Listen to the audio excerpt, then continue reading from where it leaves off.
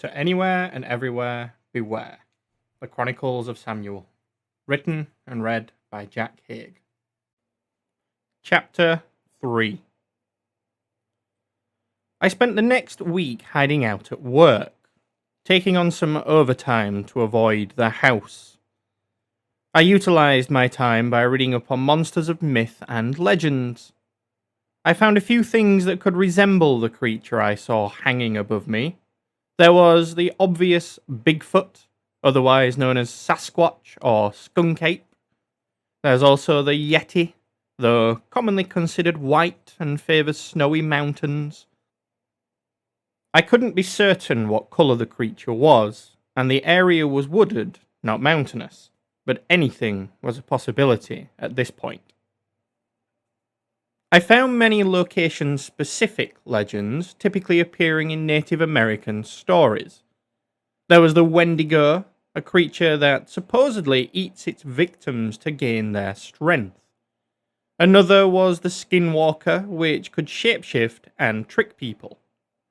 This sparked an interest, and since my work wasn't very taxing, I had ample time to feed this new curiosity. I was quickly thrown into the vast pool of commonly known monsters of legends, including dragons, elves, dwarves, and the like. While they weren't what I'd faced, they helped to satiate some of my newfound curiosity. I learned more about trolls, vampires, werewolves, and many other creatures supposedly lurking in the night. Most people might avoid such topics after experiencing what I had considered a considerable threat. Instead, I became enthralled. If this door could lead to these creatures, what else might be on the other side, and what could I do to prepare myself? I read stories of unassuming people entering magical lands where they would gain the courage to stand against an evil monster, saving the princess, and ultimately living happily ever after with unfathomable riches. The more I read, the more I admitted I was not finished with the door. In fact, the door called to me each day. I routinely crept up those once hidden stairs after work and before bed just to stare at it, to marvel in its complete absurdity. A door that opens to somewhere else, anywhere, apparently. I ate in front of it.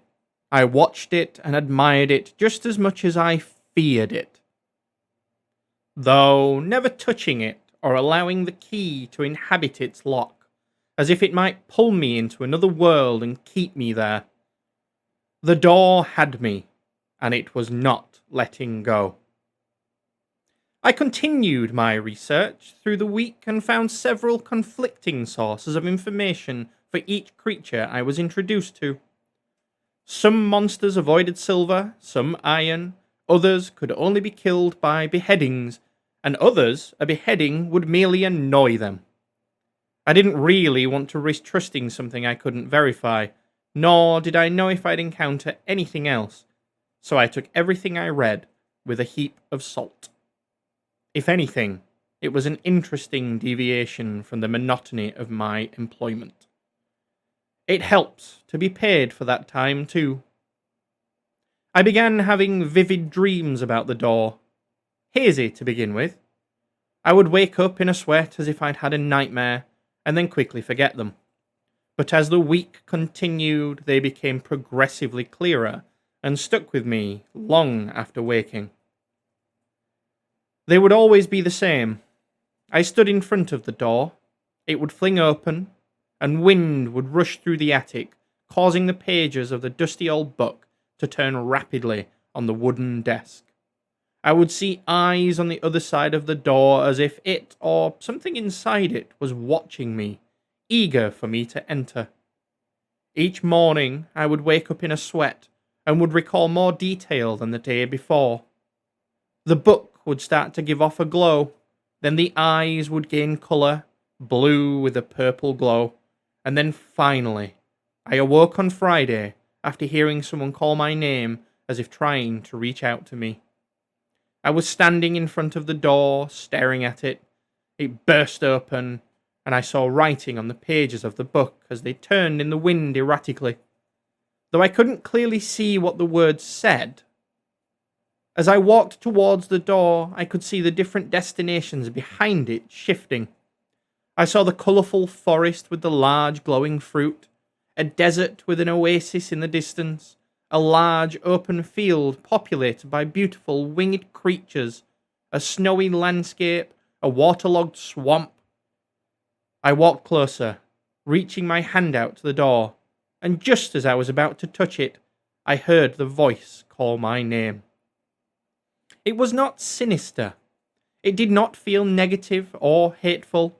In fact, it had a somewhat familiar sound to it, as if I'd known the voice my entire life. Suddenly, I felt myself fall, as if I'd been dragged from below. I jolted up from my bed in a panic and brushed away the sweat. Each morning, the feeling was the same. I wanted to go to the door. I wanted to open it and reassure myself I wasn't insane. I wanted to go inside and see what else it offered. I wanted to satiate my intense craving that was the door in my attic. I knew I couldn't leave the door alone. I'd have to open it again. Anyone would. Of course they would. It's a bloody magic door. I heard grinding of the gears and had to go back up to make sure it was still closed on more than one occasion. Sleeping was difficult. Sleeping a floor below was even more difficult. Its allure was far too great, and I could not resist. I had started the week trembling at the thought of opening it again, but after a week of researching mythical creatures and dreaming about the door, I was enthralled. I wanted to know where it could take me, what I could see, who I could become. Maybe this was what I had been waiting for, the more to life I'd been craving.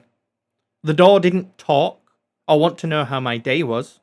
It didn't require pleasantries or ask that I adhere to a schedule. It did not feel, it did not care. It merely was. Friday had approached, and I'd made up my mind.